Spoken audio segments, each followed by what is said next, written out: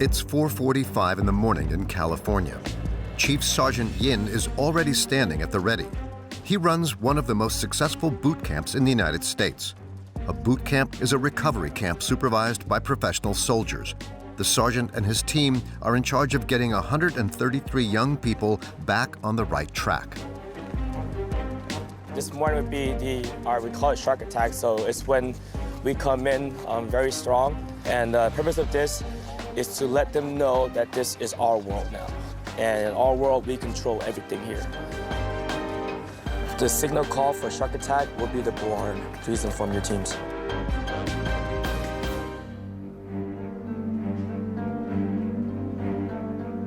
In the dormitory, the new recruits arrived yesterday. They're still sleeping. It's their first wake-up call, and a brutal one at that.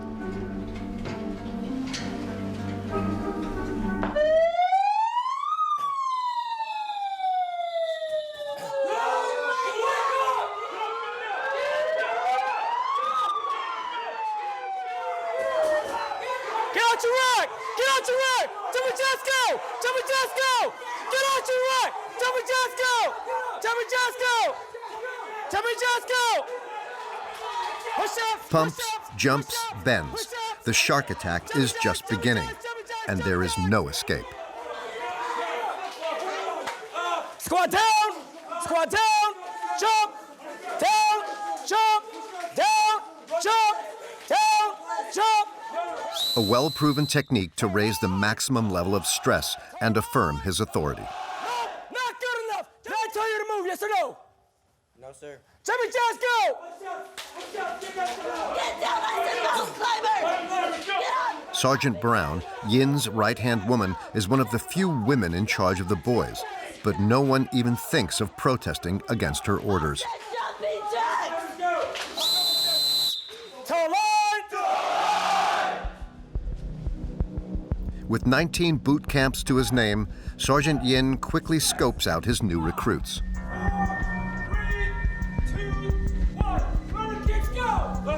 They're very motivated, they're very encouraged.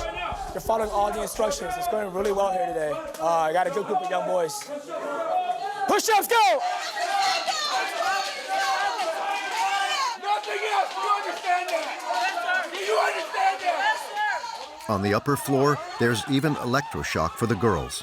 They represent a quarter of the recruits and are always separated from the boys.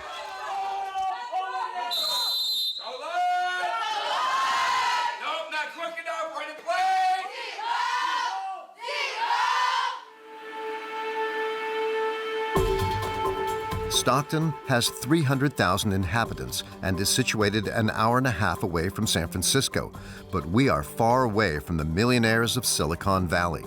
The unemployment rate is twice as high as the rest of the country. Isolated from town, the boot camp has an important mission: to put these young people back on the right track. Stop looking at me. Look at the person in front of your head.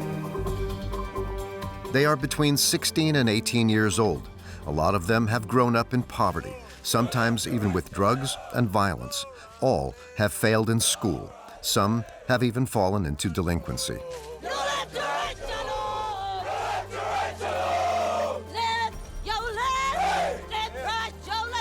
These young people have chosen to live isolated from the rest of the world for 5.5 months, far from the temptations of their past. Their objective is to give education another chance and give themselves a future. It's a free program funded by the Army. It's been an institution in the U.S. for the past 25 years. For Cheyenne, this boot camp is her last chance to try again. Car thefts, hit-and-run offenses. Her criminal record is already loaded. Court case wouldn't be dismissed if I didn't graduate. And so that's the main reason I'm doing it, and for my high school diploma. You have a lot at stake now. Marisol is 17 years old. Abandoned at birth, life has never been on her side. I grew up in an abusive adopted home. I got kicked out. I ended up in a shelter, and I didn't know I was pregnant. But I had my daughter, and right now I'm a little bit struggling. I'm still in long-term foster care, but I'm trying to get my life together for her. Nicholas, 18 years old, is the oldest in his group. Alone and addicted to video games, he no longer has a social life and has had no friends since he was 10 years old. As a final desperate measure, his mother sent him to boot camp. Still would rather be home than stuck here. Why? Here I can't really do anything with my life. These young people must follow the orders of around 20 Army sergeants. They are going to have an experience which will shape the rest of their lives. You are not wearing a uniform. You share a flag that we wear on our shoulder. In charge is Chief Yin, a former Iraqi and Afghan leader. Do you understand? And your actions show that you are failing. And this is his right-hand woman, Sergeant Brown, who commands these rebellious teenagers with an iron hand. I said During 5.5 months, these young people will suffer in the hope of finding a new life. But will they be able to cope?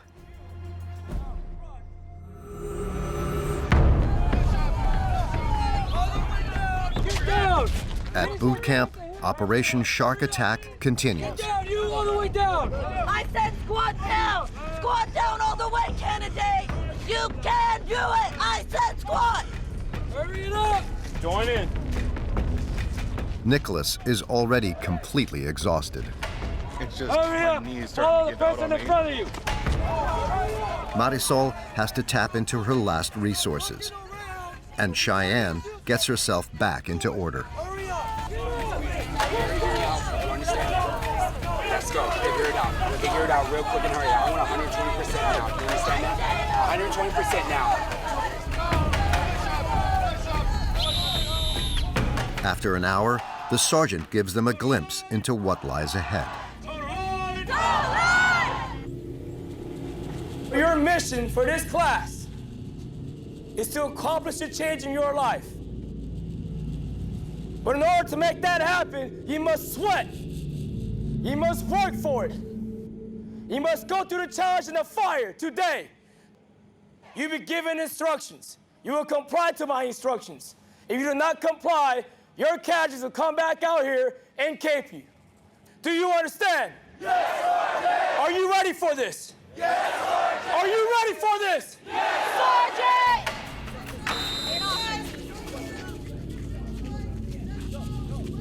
To break completely with their old life, the recruits will have to comply with the discipline and follow the tight schedule.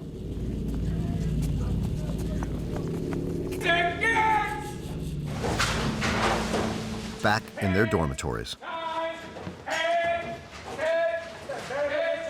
The girls have 2 minutes to tidy away their belongings.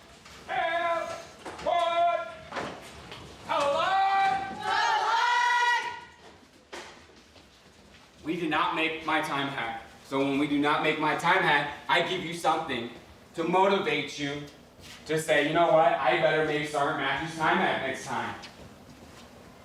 Run to the rest, that means gets in the push-up position. Get out! Push-up position, Hurry let's up! go. Hurry up. Down, up, down. One slip leads to immediate punishment. For the boys, it's the same deal. I'm gonna come by and adjust you guys. I'm gonna adjust your hand, okay? Yes, Sergeant. With Sergeant Yin, the salute must be correct, to the millimeter. Close your thumb up. I'm teaching my candidates here during the ceremony. Right now we're doing peace of arms.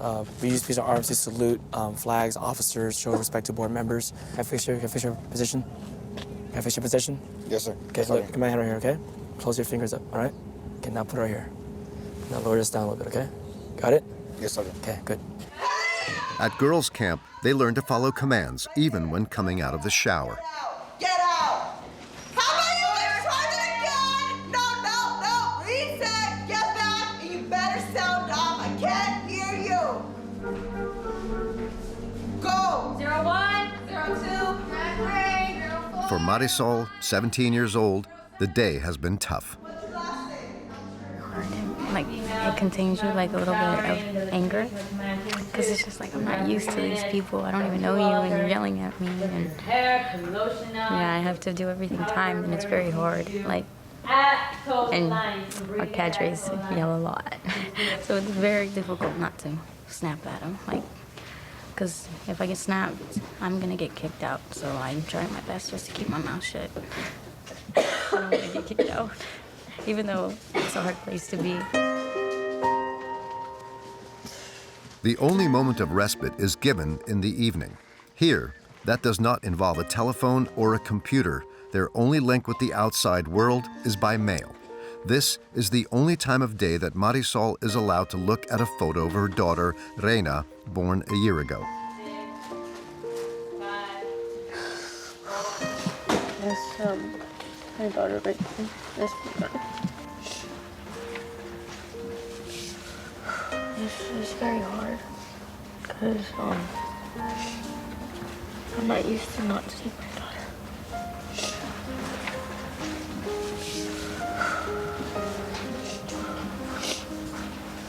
I don't know how she's doing, but I'm hoping she's doing okay.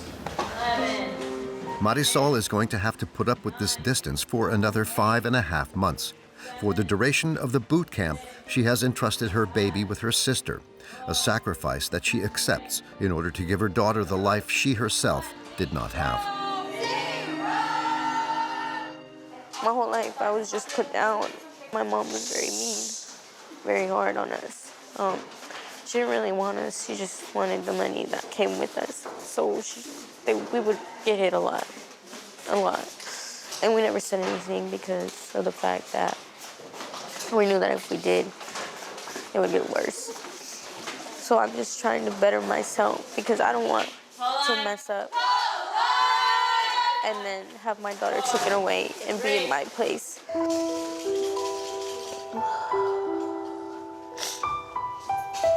have to do what I have to do, I guess. Because if I don't know where I'll end up.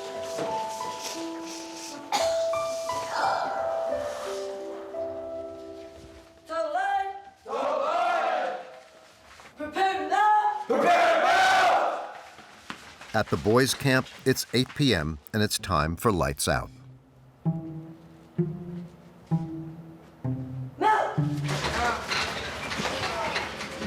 Your heels are touching.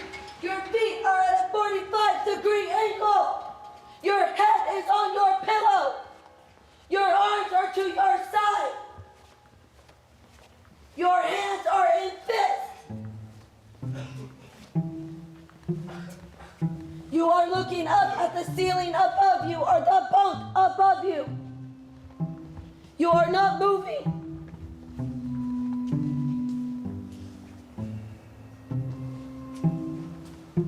You are not moving.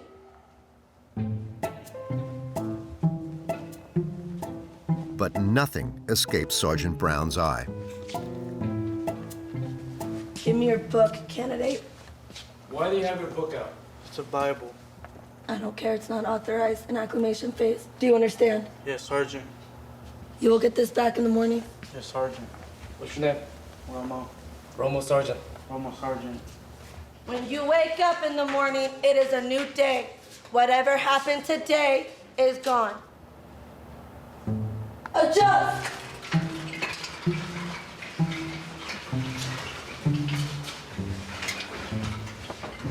There's absolutely zero tolerance in this phase when it comes to having anything in bed to read, and that includes spiritual books. So right now it's hard, very hard on them, which is not me as a person, but so acclimation phase is difficult for me to be as a cadre, but you can tell I don't have a voice, but it's very necessary, very necessary.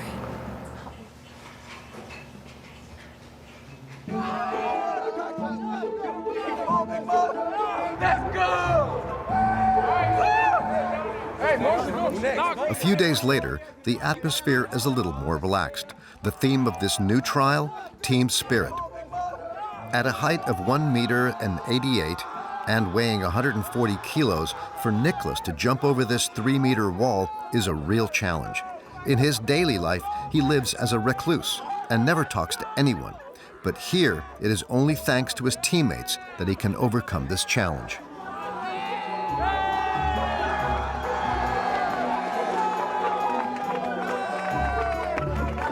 I wouldn't be able to do it by myself without my squad. It's still just another step to help this program. For Nicholas, this boot camp is an endurance test. Unlike the rest, he didn't come here out of choice. It was his mother who forced him to come so that he could get out of his bubble and learn to socialize.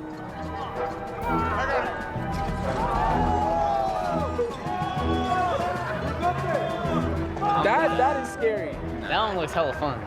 Okay. I can barely feel my arms. That's better. Do you feel your legs at least? It hurts like hell. That doesn't hurt like hell, I'm sure.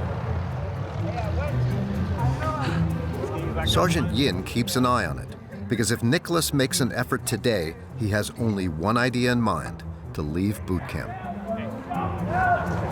Okay. I'm trying to push toward where I can get back to my mom. I'm not sure if I want to go to graduation. Well, I'm sure I want your graduation. We're going to continue to push for graduation. At least I will, and my team will. Anything to say? No, sir. Of course not. You have anything to say. Carry on. Have fun. Let's go, hurry up! Nicholas became the sergeant's main project. This isn't the first time that he's expressed his desire to give up. 2, 1, 0. Going all now. Back at the dorm, Sergeant Yin will go to all costs to convince him to stay.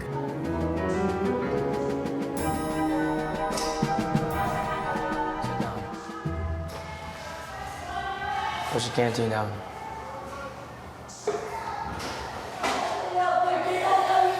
So why did you show up? Just doing what my mom wanted me to do, Sergeant. You want to make her proud? I don't know if I could continue with the program. You are on the team of the program. That's not your choice. It's my choice. You're here now. You're my responsibility. My mom probably wouldn't be proud if I gave up. If she see you right now, I think she would be proud of you. I think she would. Because even though you are hurting, even though you're tired and exhausted, even though you doubt yourself, you're still trying. And you should be proud of yourself. How does that feel? Good, Sergeant. Good. Sergeant Yin thinks that he has convinced him to stay, but Nicholas will still give him a hard time. And he's not the only one. The next day, other recruits disobey orders. Sergeant Brown immediately reacts. Your actions speak louder than your words, and your actions show that you are failing. Some of you want to continue to move, run in place, go!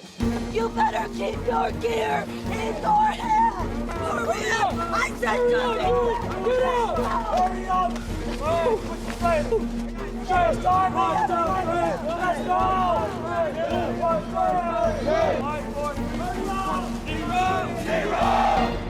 Cadre, all clear. You will not run my academy. Right now, there is a target on your chest because you are failing to meet my expectations. This will continue day in and day out until you are right. And when I say you, I mean everybody. On your feet, 5, 4, 3, 2, 1. So you're gonna start paying your debts. I will get what I want, and you will get what you need. Do you understand? Yes, Sergeant! Jumping jacks, go. Let's go, one club! The boot camp's philosophy to regain control of life is well underway. For the soldiers, anything is possible through suffering. Stand up. And the slightest mistake will not be left unpunished. Put your hands over your head. Push-ups! This young man is having an asthma attack. He's on the verge of asphyxiation. Sergeant Yin knows about his illness, but this is the third time that the young boy has forgotten his inhaler. Where's your inhaler at? Whose fault is that? How many times I tell you I've got your doggone inhaler? Go get your inhaler! Go! I don't want to hurt anyone here. Even though I want the kids to be right, I'm not going to do it at the expense of their health and their life. Bear crawl! It is in these extreme conditions that the boys and girls will undergo 2 weeks of the integration stage. Some will give up along the way. Others will become cadets and start cadet school. They will then go down a different path to the others. 4, left, left, left. 7, 6, 5, 4, 3, 2, 1. Hurry up, gentlemen. I shouldn't see anybody making bunks anymore. You've had plenty of time. Let's go. After 2 weeks, it's the big day at Stockton Boot Camp. No more gray tracksuits. The recruits are to wear the uniform. From now on, they are cadets. Only 2 of the 133 young people have cracked and given up after 6 days. 19, 18, Nicholas, though dragging his feet, is still there. 14, 13, 12, 11, 10, 9, 8. At girls' camp, Marisol too is holding on, and as a cadet, she's earned a small reward. Good. I have my daughter right there. She's allowed to keep Reina's picture with her. So I passed my acclimation phase. Now I can carry her around with me and not get in trouble. So it feels good.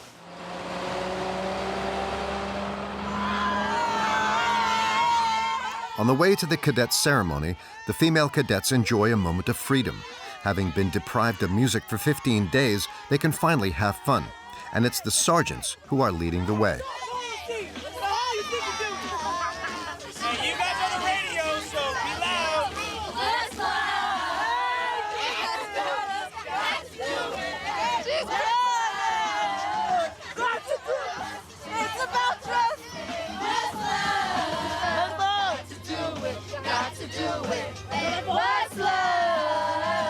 This is their time right now. They have fun, so it's all good. You have to let them have that every now and then before we bring down into back to the structure. But I like seeing this a lot. I'm killing your brains like a poisonous mushroom, deadly. And Sergeant Montiel takes the opportunity to show them his hidden talents. You better play where the kids don't play.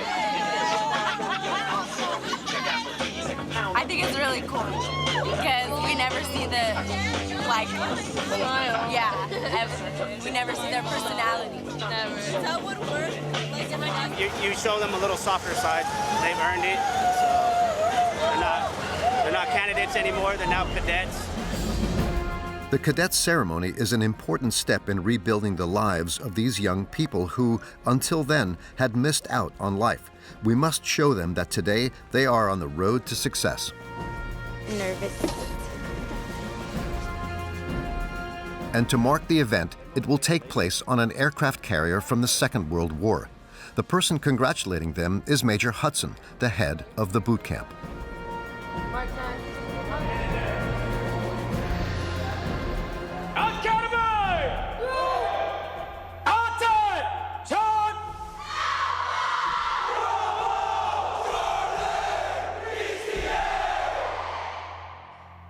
All candidates have passed all evaluations, all tests, to now be called and considered a cadet. Do you approve, ma'am? Approval granted. Yes, ma'am. Oh my God, this is happening. It's now time for Marisol's dedication. She and her fellow sufferers are received one by one on stage by the entire command team. Right now, take that bracelet. Put it on. Hurry up. As a symbol of their new cadet rank, they receive a red bracelet with a motto, integrity. A great moment of pride for many, except for Nicholas, who keeps a rebellious spirit. It still just feels pretty neutral to me. For others, this ceremony marks the promise of a new life. Let me explain to you what just happened. You are a cadet. You are not wearing a uniform. Challenge starts now. You have school now. We will continue to challenge you because we believe in you. And because you are worth it. 24/7. Do you understand? Yes, Sergeant! Do you understand? Yes, Sergeant! How are we feeling? Good, Sergeant! How are we feeling? Good, Sergeant! How are we feeling? Good, Sergeant! How are we feeling? Good,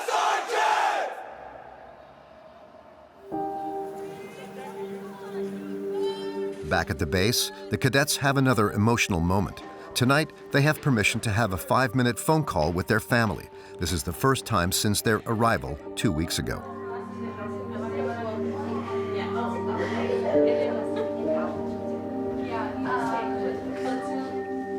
And the military have kept a surprise in store for Marisol. With her sister's complicity, they have brought in her daughter, Reina.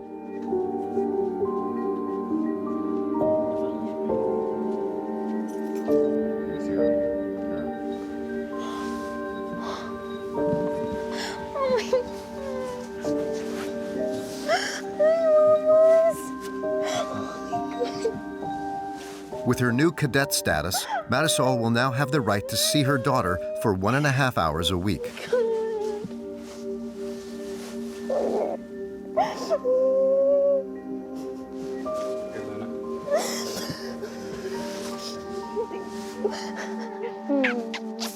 She's like, thank you. How's that, girl? You miss mommy? You miss mom? You can't. Okay, go ahead. Mommy got this for you. I got it because of you. I got it, baby. This bracelet means a lot. Because of this bracelet, I get to wear this uniform. And because of this uniform, I get to call myself a cadet. I want to be a role model. Like, I want to be somebody in life. Being a mom means the world to me. Like, a lot of people are like, oh, you got pregnant at 16. Like, what the heck? Like, that's sad. Like, yes, it is. Like, I shouldn't have, you know? But I don't regret it because of her, I'm here right now. Because of her, I'm trying to better myself. As Marisol has come to boot camp, she also gets a second chance at school. Without a high school diploma, it's difficult to get a job and take care of her daughter, Reina. Can she now make up for lost time?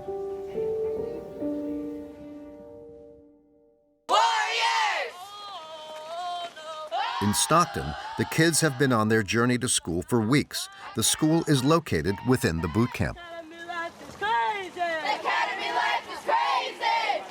Cheyenne is a delinquent with several car thefts and hit-and-run offenses on her criminal record. The judge has promised to drop the charges if she finishes boot camp. The court case wouldn't be dismissed if I didn't graduate. And so that's the main reason I'm doing it, and for my high school diploma. A lot at stake now. Cheyenne's future is at stake, and for the moment, it's off to a bad start. Relegated to the back of the group, she must muster up the energy for push-ups and mountain climbers. What's going on, Fred? It's called keeping. She's being punished for breaking a rule. One evening, she found herself kissing a girl in the showers located on her right. And here, when rules are broken, it's back to square one.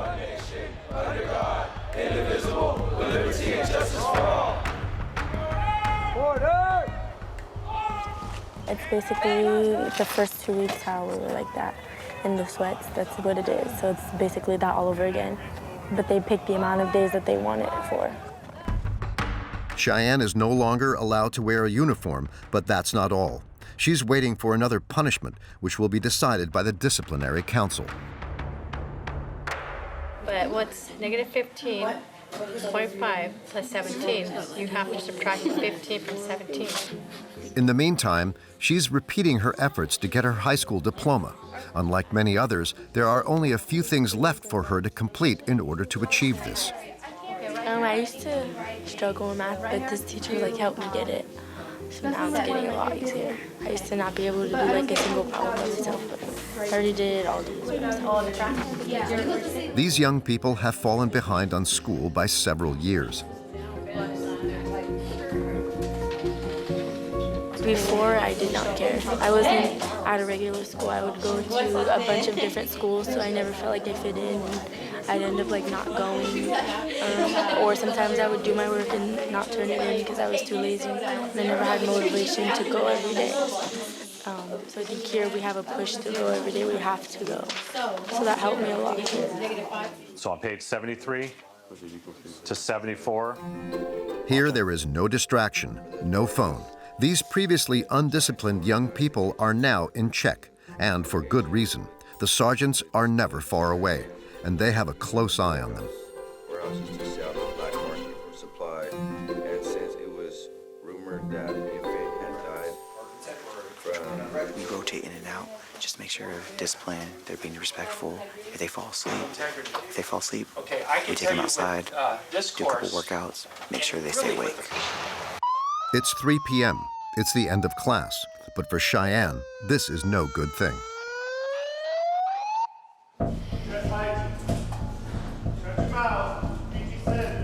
Let's go. It's time for her to face the disciplinary council. This young girl and her girlfriend will finally know what punishment they will suffer. Cheyenne has a lot at risk because up until this point, she's denied the accusations against her. Her girlfriend, however, admitted that they kissed in the shower. Bowman, first one. Let's go. Everyone else back up. So you're gonna give them the set of instructions on what to do. Hey, listen up. So you're about to meet the other side of me because I'm not really happy right now, okay? You better figure out what you're gonna tell me in that board because it's gonna really decide what I'm gonna do. Do you understand that? Do you understand that?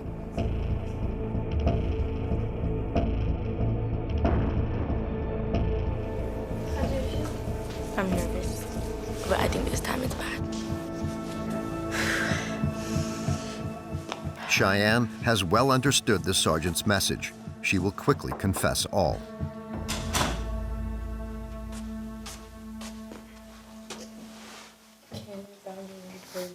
Center yourself on Sergeant Matthews. Candidat Bauman reporting to board. Speak up. Candidat Bauman reporting to board as ordered. Addis, why are you here today? And tell me about that. What happened in the shower? Tell me what happened. We kissed in the shower. So what started all of this? Me, Asavis, and Ayor were all really close. Just best friends. And then Ayor and I started talking more about our life situations, and we found out that similar stuff has happened. And then it just kind of happened. And then the day in the shower, it was it was never planned or anything. That's the first honest thing I've heard from you about this situation. Because you've told many people different stories, including myself. If you make a mistake, that's fine. Just own up to it. Do you understand that? This time, Cheyenne confessed the truth. She's now waiting for the sergeant's verdict.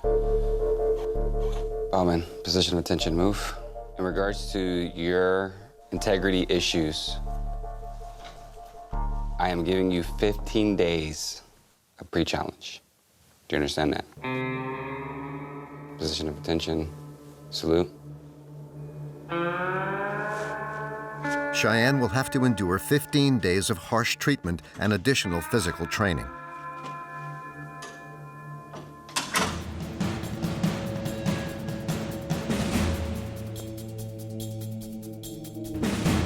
After 3 months, the cadets are allowed for the first time to return home to spend a weekend with the family.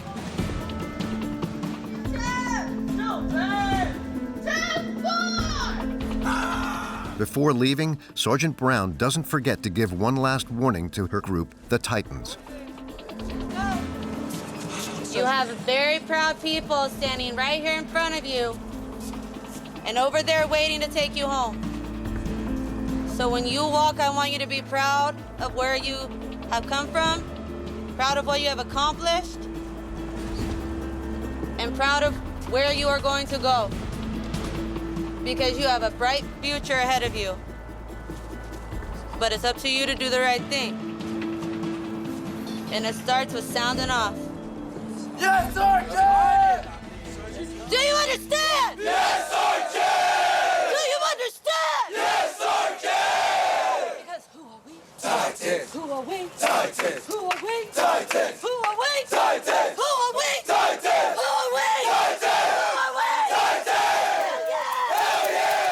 are we? The little sisters meet up with their older brothers to have 4 days of freedom, far away from the military.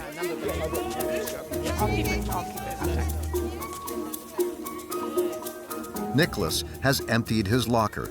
He intends to make the most of this opportunity by making a getaway. Pretty much just following the same plan I've had since the beginning of just get out of this place and not come back. Why not? And there's already just so much I need to do, and being here is just wasting time. That doesn't progress anything for my life. How do you think your mom is going to react? Do you think she's going to agree? What do you think? I'm really at the point where I don't really care how she reacts. It's my life, and I'm trying to progress it instead of just being stuck in one place for the entirety of it. But in front of his mother, Nicholas will not talk in quite the same way. How are you? You ready? You're not taking the rest of your stuff. No, you don't. You don't need, you're coming back, so you'll get your stuff when you come back.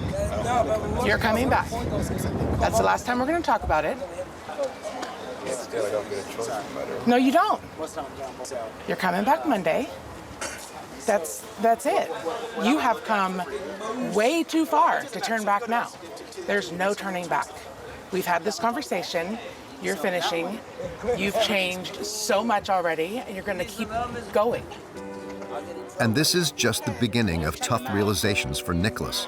He hopes to get back to his room and his video games, but his mother, Sarah, has booked a weekend outdoors, far from the screens in Santa Cruz on the California coast.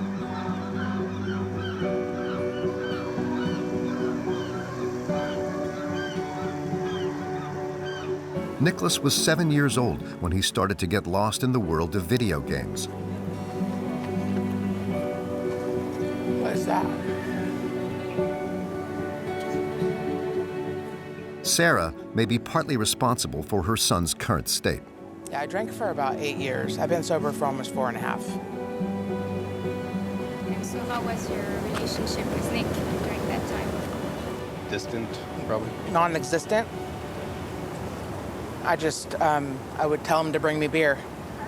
I stayed in the bedroom and watched TV and just alone. But he was just kind of, you know, playing video games. That's all he ever did. It's the thing I had to cope with you doing that. My way of keeping myself separate from all that stuff. I just sunk even deeper into a world of games just to get away from it all. Basically play like role-playing games, just like sink into a different life just to get away from the current one, to find something good. And at times still even have to do that every now and then.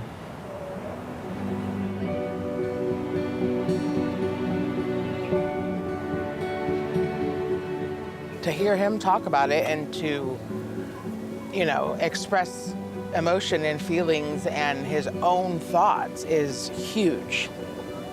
Huge. And honestly, you know, 3 months ago, I don't think he would do that. Sarah doesn't know it yet, but in a few weeks, Nicholas will give her another surprise.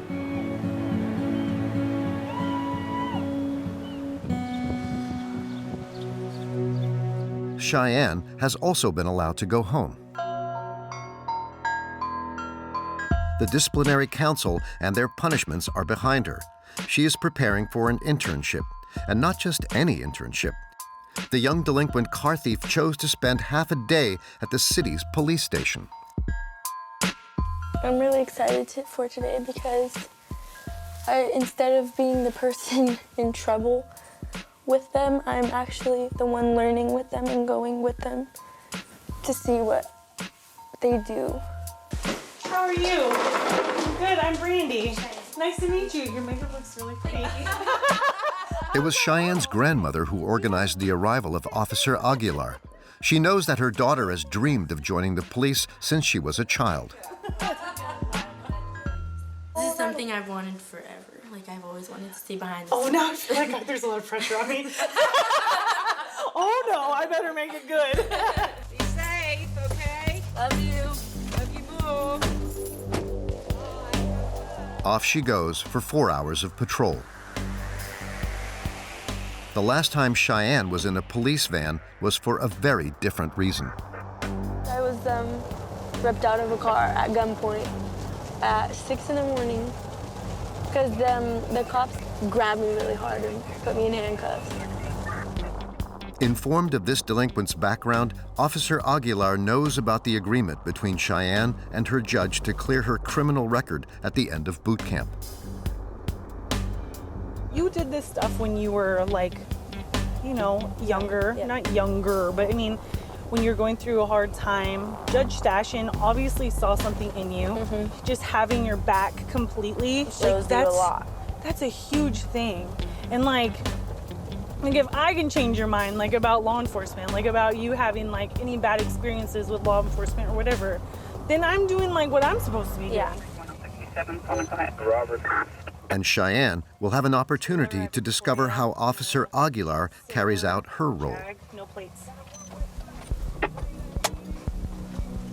She's just spotted a car that's been stopped due to suspicion. What happened to your car? Sorry about that. I just bought it. It's from the auction. No plates, no nothing. Where's the paperwork? Hey, can you roll down this back window for me? Okay. How much weed you got in the car? A little zip? All right. Officer Aguilar first wants to check that the driver is unarmed. In the car, she has spotted marijuana. In California, holding up to 28 grams per person is allowed. She takes hold of a big package. How much is it? Okay. A stroke of luck. The driver does not exceed the authorized amount. He can leave again on the condition of putting his registration plate in order. All right, we'll give you all your stuff. Thank you. You're welcome. Have a good day. I can't search it just because of the license plate. It doesn't give me any reason to get inside the car. If he was on probation, I could search his car. But I smelled weed. That's why I searched his car. And he was super cooperative. Do you think he was high? No, he wasn't high. He was fine. He didn't have bloodshot eyes, nothing. He wasn't showing any signs of being high. So. She's nice. I think she's nice. She was like smiling and laughing with him, and usually they're like aggressive and mean, but she's really nice. I think that there should be a lot more female cops. I do too. I think they're better than men. Thank you. Man, I could teach you how to be a cop. Cheyenne's grandmother was right. This may be the beginning of a vocation. She'll do great things. I see it. She will with people like you behind her. Yeah, she's gonna do great things. I can't wait to see you in a cadet uniform. Thank you. Bye. Have a good day. Cheyenne is now thinking of joining the police academy, but first she has to return to boot camp.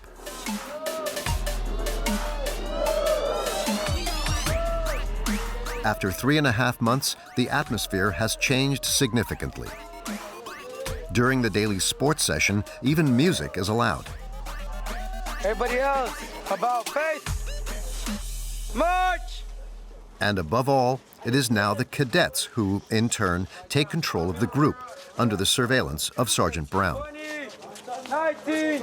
Just make sure. We kind of step back a little bit, and it's more cadet ran. So he gives out all the commands, he holds the time, because when they graduate, they're not gonna have cadre here.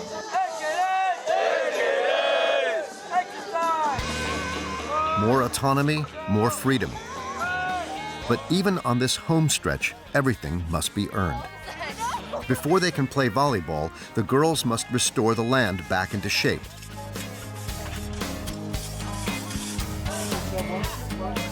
Marisol does not object. Honestly, before I would not have done this. I would have been like, what the heck? No, you can clean it. But like, they show you teamwork and responsibility, and know that things are not given to us. So this is a good thing for all of us to know that you have to work hard for what you want, and we're working hard right now. So it's a good thing. A lesson that Marisol has grasped and will soon be invaluable when she faces life after boot camp. After 5.5 months of hell, it's finally D-Day for Cheyenne, Marisol, Nicholas, and the other cadets of Stockton Boot Camp.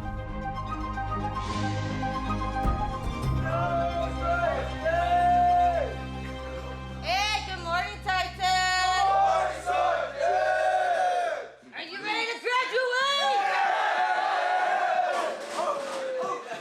At the boys' camp, Nicholas doesn't hide his joy. He's lost 23 kilos since his arrival. I guess you could say it feels liberating. You know where we're at? Sergeant. All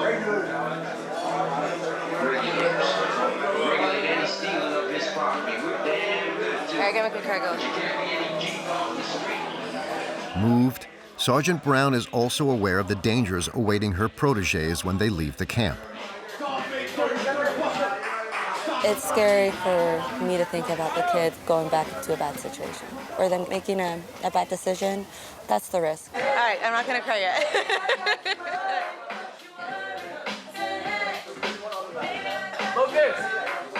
Oh my God, you ready? Where's your bag? This departure is a return to reality for Marisol. This boot camp was a refuge for her after growing up in foster care. Where are you gonna leave now? I don't know. I have to go to school on Tuesday. I'm trying to get to transitional housing so where they can help me get my own place. So I'm trying to figure out for now. On the verge of erasing her criminal record, Cheyenne's journey is coming to an end. But I remember the first day I wanted so much to leave and everything. And now it's like, if I would have left, I never would have been able to accomplish everything that I've accomplished so far. And it was really worth the stay. Emergency exit face. Right side follow. This is the last order that they must carry out. The girls will never come back to this dormitory. I'm nervous. We're gonna go back into the real world.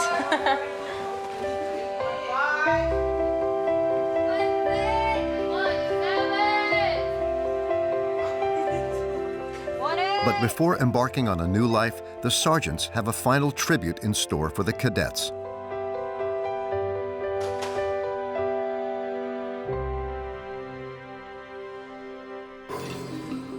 It's in Stockton. In the Grand Theater downtown, there will be a graduation ceremony for the boot camp.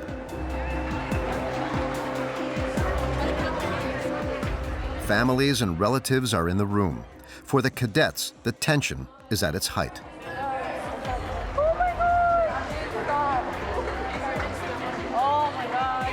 All are waiting for the go-ahead. It will be given in a few moments. Nicholas is in charge of the orchestra. I have to play a song for all the other cadets when they walk in. And how do you feel? Pretty as nervous as I can get.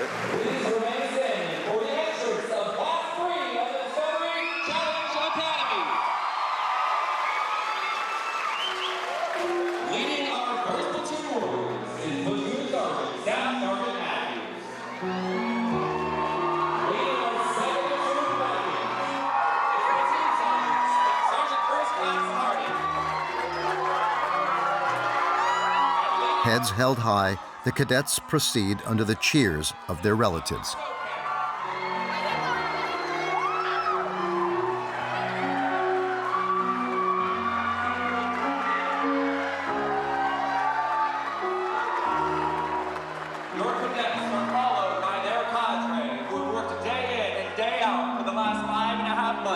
supervising these young men and women before you. Let's give them a round of applause.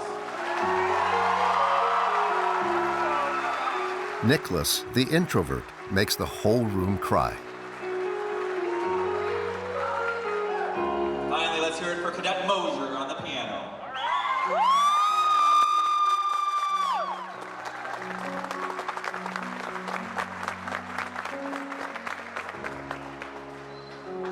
The cadets are filled with pride at having finally accomplished something of this magnitude in their life.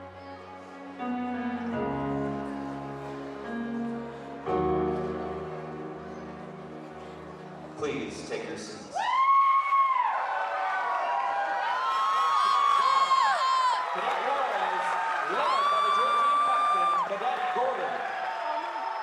The time has come to hand over the diplomas, the only one that most of them will ever have received.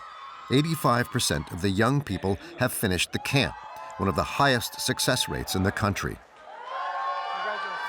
With an average score of 14, Marisol will soon get her high school diploma and achieve her dreams of becoming a nurse. Nicholas is not resentful of Sergeant Yin, who forced him to push his limits.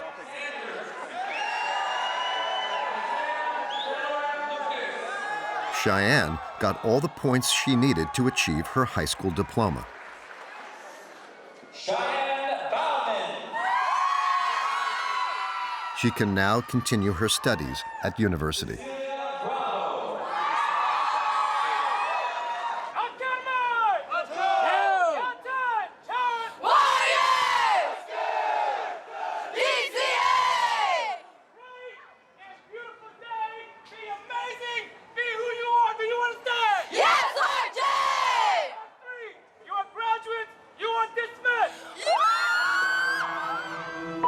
In the United States, almost 80% of the young people who leave these programs end up failing their exams and getting a job. 3.5 months after boot camp, Nicholas has returned to video games. He's returned to living in his room, isolated from the real world. Cheyenne did not go to university. She returned to a life of delinquency. She's currently wanted by the police.